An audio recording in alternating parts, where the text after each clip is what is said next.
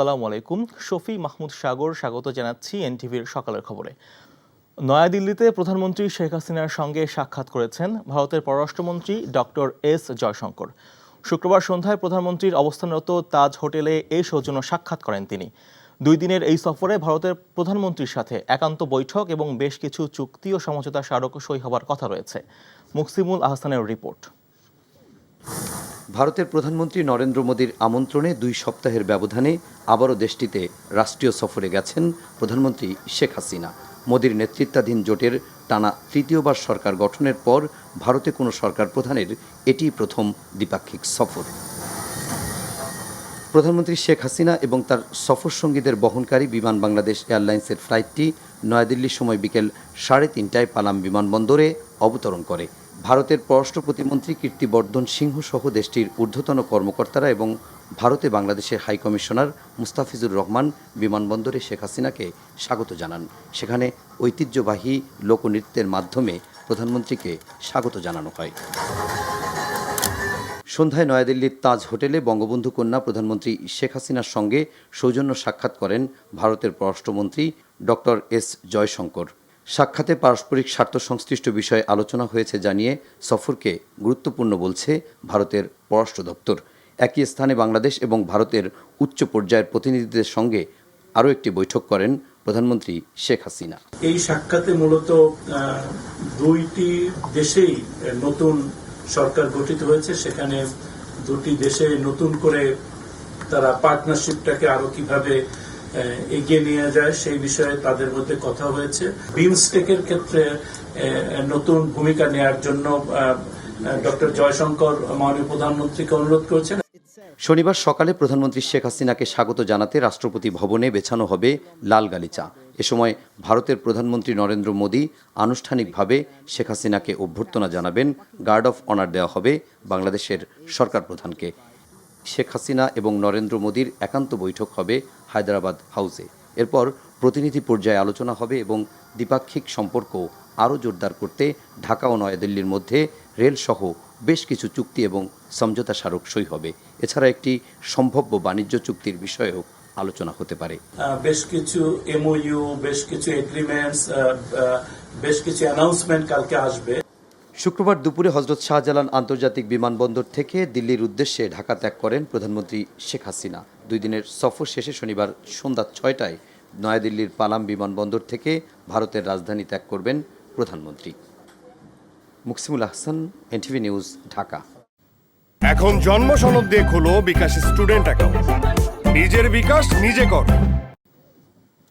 সিলেট অঞ্চলে কিছুটা কমলেও এখনও বিপদসীমার ওপর দিয়ে বইছে নদ নদীর পানি। বন্যায় এই অঞ্চলের অন্তত 10 লাখ মানুষ পানিবন্দী জীবন কাটাচ্ছে। দেখা দিয়েছে খাবার ও বিশুদ্ধ পানির সংকট, বাড়ছে পানিবাহিত রোগ। আশ্রয়কেন্দ্রে রয়েছে 30,000-এরও বেশি মানুষ। এদিকে উত্তরাঞ্চলের কিছু নদ নদীতেও পাচ্ছে পানি। ডেস্ক রিপোর্টে বিস্তারিত। বৃষ্টিপাত কমে আসায় শুক্রবার বন্যা পরিস্থিতির কিছুটা উন্নতি হয়েছে। সিলেট নগরের নিম্নাঞ্চল থেকেও নামতে শুরু করেছে ঢলের পানি। পাহাড়ি ঢল কমে আসায় কমেছে সুরমা ও কুশিয়ারা নদীর পানির উচ্চতা। প্রত্যন্ত অঞ্চলে বন্যা দুর্গতের কাছে খাবার ও স্বাস্থ্যসেবা পৌঁছে দেওয়ার চেষ্টা করছে জেলা প্রশাসন, পুলিশ ও র্যাব। রাস্তাঘাট মুরগ গরু মহিষ নিয়ে মানুষ খুব কষ্টে আছে। মানুষ বাজার করে খাইতে পারেন না, অনেক মানুষ উপাস আছে, বাজার সদাই করতে পারতেছে না। আমাদের অবর্ণনীয় দুঃখ দুর্দশা আমাদের দিন যাচ্ছে। বিশুদ্ধ পানি এবং পানি বিশুদ্ধকরণের ট্যাবলেট আমরা সরবরাহ করছি। এর পাশাপাশি বিভিন্ন ধরনের খাবার, এর মধ্যে রয়েছে শুকনা খাবার, রয়েছে রান্না করা খাবার, এগুলো আমরা সরবরাহ করছি। এদিকে 2 দিন সিলেট ও সুনামগঞ্জে বন্যা পরিস্থিতি পর্যবেক্ষণের পর পানি সম্পদ প্রতিমন্ত্রী জাহিদ ফারুক জানিয়েছেন, বন্যাপ্রবণ এলাকার নদী খননের মাধ্যমে বন্যাকে সহনশীল পর্যায়ে নিয়ে আসতে কাজ করবে সরকার। সামগ্রিকভাবে আমরা সুরমা কুশিয়ারা নদী আমরা ড্রেজিং করব এবং এটা ছাড়াও সুনামগঞ্জে 20টি নদী আমরা ড্রেজিং করব। গত 2 দিন ধরে সুনামগঞ্জে বৃষ্টিপাত কম হওয়ায় শহরের বন্যা পরিস্থিতির কিছুটা উন্নতি হয়েছে। তবে এখন শহরের বড়পাড়া, হাজিপাড়া, নতুনপাড়া সহ কয়েকটি এলাকায় বাসাবাড়ি ও সড়কে পানি থাকায় দুর্ভোগে স্থানীয়রা।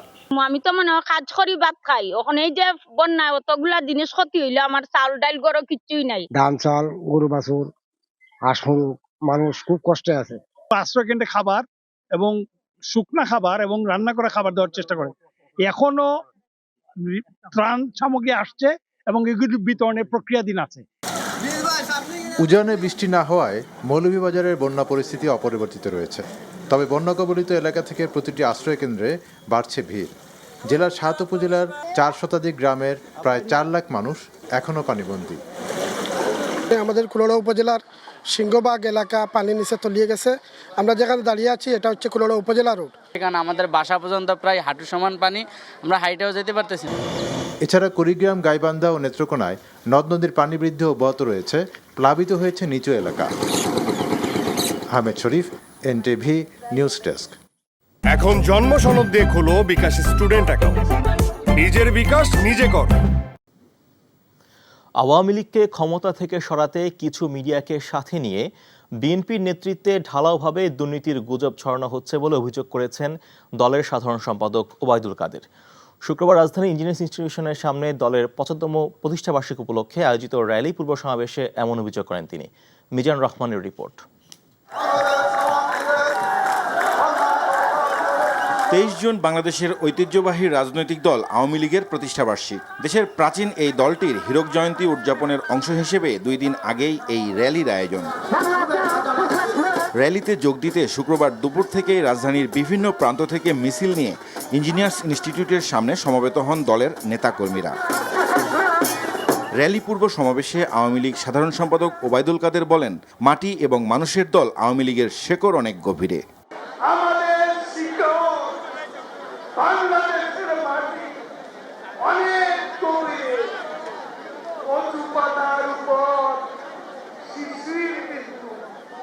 আওয়ামী লীগ না একটু টোকা লাগলেই পড়ে যাবে, আন্দোলন করবে 28শে অক্টোবরের মতো, পালিয়ে যাবেন না তো। সমসাময়িক রাজনীতি প্রসঙ্গে তিনি বলেন, আন্দোলনে ব্যর্থ হয়ে মিথ্যাচার আর ষড়যন্ত্রের মাধ্যমে সরকার পতনের অলীক স্বপ্ন দেখছে বিএনপি। সতর্ক থাকবেন, ফখরুলরা আজকে গুজব ছড়াচ্ছে, আজকে আমাদেরকে দুর্নীতিবাজ বানাবো চক্রান্ত করছে কিছু কিছু মিডিয়া। আজকে সেই অপপ্রচারে নেমেছে। এটা আওয়ামী লীগকে হটানোর জন্য এর ষড়যন্ত্র কি সেটা আমাদের ভেবে দেখতে হবে। সংক্ষিপ্ত সমাবেশ শেষে রাজধানীর ইঞ্জিনিয়ার্স ইনস্টিটিউশনের সামনে থেকে শুরু হয় আনন্দ র্যালি। ব্যানার ফেস্টুন হাতে নিয়ে নানা রং বেরঙের সাজে র্যালিতে অংশ নেন নেতাকর্মীরা। র্যালিটি সোহরাওয়ার্দী উদ্যানের সামনে থেকে শাহবাগ, কাঁটাবন, সায়েন্স ল্যাব, কলাবাগানের সড়ক ধরে ধানমন্ডি 32-এ বঙ্গবন্ধু ভবনের সামনে গিয়ে শেষ হয়। Mizan Rahman, NTV news, Dhaka.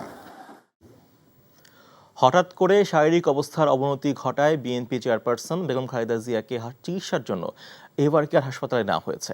শনিবার রাত 3টায় তাকে হাসপাতালে নেওয়া হয়। খালেদা জিয়ার ব্যক্তিগত চিকিৎসক অধ্যাপক ডাক্তার AZM জাহিদ হোসেনের বরাত দিয়ে বিষয়টি নিশ্চিত করেছেন বিএনপি চেয়ারপারসনের প্রেস উইংয়ের এক কর্মকর্তা। তিনি জানান, বিএনপি চেয়ারপারসন বেগম খালেদা জিয়ার হঠাৎ করে শ্বাসকষ্ট বেড়ে যাওয়ায় এভারকেয়ার হাসপাতালে খবর দেওয়া হয়। সেখান থেকে অ্যাম্বুলেন্স এলে তাকে হাসপাতালে নেওয়া হয়। বেগম জিয়াকে করোনারি কেয়ার ইউনিট CCO-তে ভর্তি করা হয়েছে। এর আগে গত 1 মে বেগম খালেদা জিয়াকে হাসপাতালে নেওয়া হয়েছিল।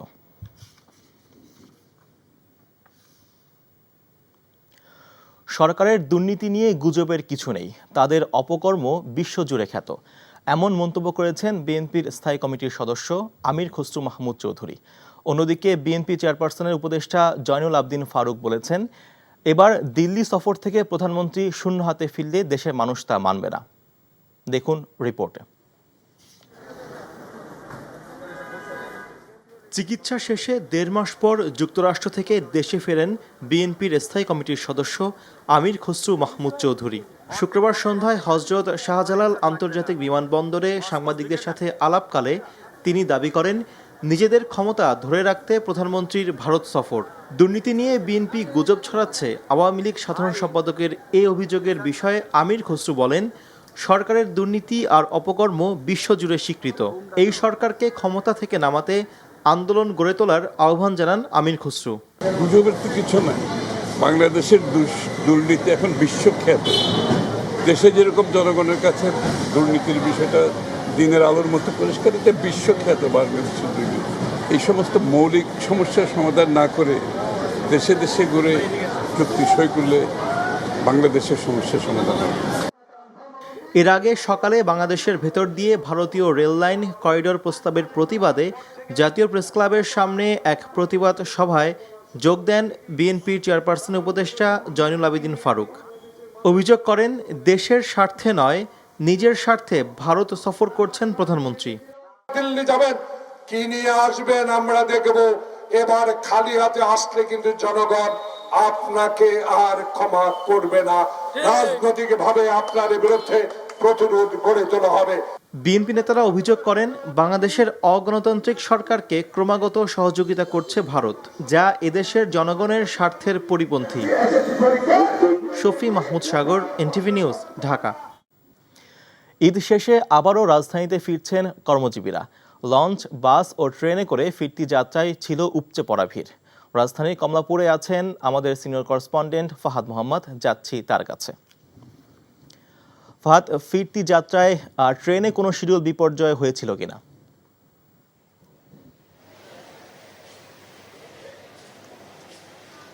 সাগর, পরিবার পরিজন নিয়ে ঈদের আনন্দ ভাগাভাগি শেষে রাজধানীতে ফিরতে শুরু করেছে সাধারণ মানুষ। যাত্রাপথে ট্রেনের কিছুটা শিডিউল বিপর্যয়ের কারণে ভোগান্তির শিকার হলেও ফিরতি পথে কিন্তু ট্রেনের খুব একটা শিডিউল বিপর্যয় আমরা সকাল থেকে দেখিনি, যার কারণে স্বস্তিতেই বলা চলে যে রাজধানীতে ফিরছে সাধারণ মানুষ। গত রাতে ঢাকার রাজধানীর বাইরে থেকে যেসব ট্রেন ছেড়েছে সেগুলো প্রত্যেকটা ট্রেনই নির্দিষ্ট সময়ে কমলাপুর স্টেশনে এসেছে, কিন্তু শুধুমাত্র একটি ট্রেন যেটি চিলাহাটি থেকে রওনা দিয়েছিল সেটি পৌঁছার কথা রাজধানীতে ভোর 6টায়, কিন্তু সেটি এখনও 7:30 বেজে গেছে, কিন্তু এখনও আসেনি। এই একটি মাত্র ট্রেন ছাড়া কিন্তু প্রত্যেকটি ট্রেনই সময় মতো কমলাপুর রেল স্টেশনে এসেছে, যার ফলে আমরা বলতেই পারি, এবং সাধারণ মানুষের সাথে কথা বলেছে, তারা বলেছে যে খুব স্বস্তিতেই তারা ফিরেছে ট্রেনে করে রাজধানীতে। তাছাড়া আমরা দেখেছি যাত্রাবাড়ি এবং সায়দাবাদেও কিন্তু দেখেছি যে বিভিন্ন প্রান্ত থেকে বাসে করে যারা রাজধানীতে ফিরছেন তারাও কিন্তু খুব স্বস্তিতে ফিরেছেন, তাদের সাথে কথা হয়েছে, এবং আমরা কোনো জটলা দেখিনি বাসের তেমন খুব একটা। আর ভোরবেলা আমরা দেখেছি যে সদরঘাট লঞ্চ টার্মিনালে আমরা গিয়েছিলাম, সেখানে দেখেছি যে বেশ কয়েকটি লঞ্চ বোঝাই যাত্রীবার মানুষ কিন্তু লঞ্চে করে রাজধানীতে ফিরেছে। তো বলতে পারেন ট্রেন, বাস, লঞ্চ তিনটির মাধ্যমেই কিন্তু স্বস্তিতেই মানুষ ঢাকায় ফিরেছে। সাগর, পবিত্র হজ পালন শেষে প্রথম ফিরতি ফ্লাইটে দেশে ফিরেছেন 417 জন যাত্রী। শুক্রবার ভোরে বিমান বাংলাদেশ এয়ারলাইন্সের ফ্লাইটে হজরত শাহজালাল আন্তর্জাতিক বিমানবন্দরে অবতরণ করেন তারা। এবছর বাংলাদেশ থেকে সরকারি হজযাত্রীর কোটা ছিল 4,562 ও বেসরকারি হজযাত্রীর কোটা 80,695 জন। 9 মে থেকে 12 জুন পর্যন্ত সৌদি আরব যাওয়ার ফ্লাইট পরিচালিত হয়েছে 218টি। বিমান বাংলাদেশ এয়ারলাইন্স পরিচালিত ফ্লাইট সংখ্যা 106টি, সৌদি এয়ারলাইন্স পরিচালিত ফ্লাইট 75টি ও ফ্লাইনাস এয়ারলাইন্স পরিচালিত ফ্লাইট 37টি। এসব ফ্লাইটে সর্বমোট 85,225 হজযাত্রী সৌদি আরবে যান। পর্যায়ক্রমে ফিরতি ফ্লাইটে দেশে ফিরবেন হাজিগণ।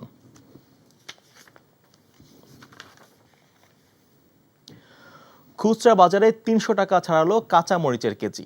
বাজার ভেদে বিক্রি হচ্ছে প্রতি কেজি 260 থেকে 320 টাকা পর্যন্ত।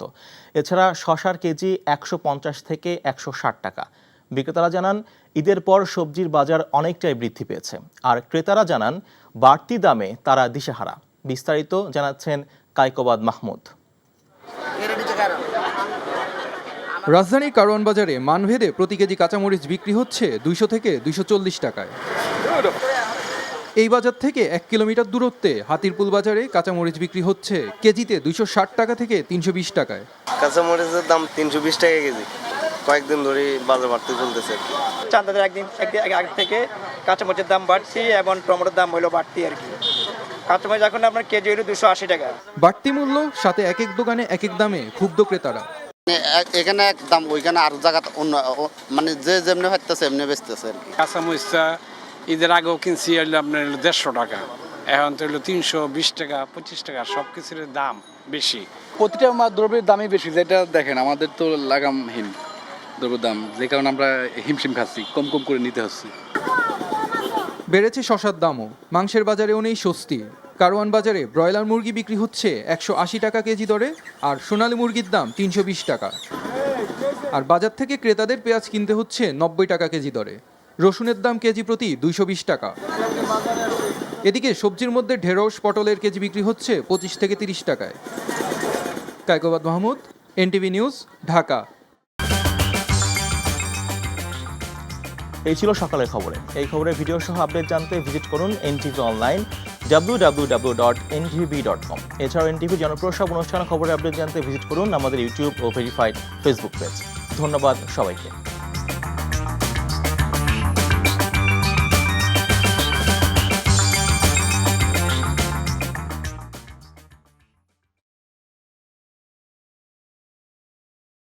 খাগা না করেন চারাবাগ, খাগা না করেন চারাবাগ, বড় ভাই কই যাবেন? একদম শীতকালে বড় ভাই টান দিয়া যাবো, খাগা না করেন চারাবাগ। ওস্তাদ জানে প্লাস্টিক, ওস্তাদ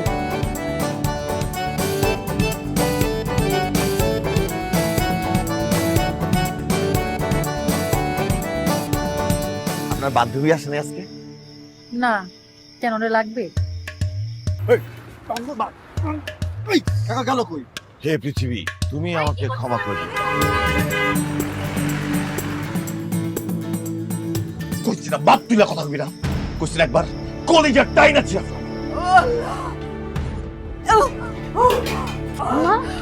কি হয়েছে আমার?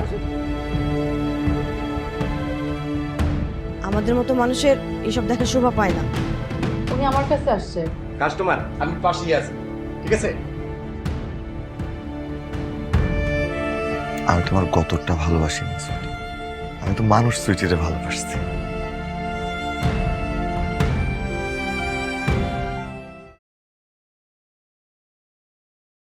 এখন জন্ম সনদ দিয়ে খোলো বিকাশ স্টুডেন্ট অ্যাকাউন্ট। নিজের বিকাশ নিজে কর।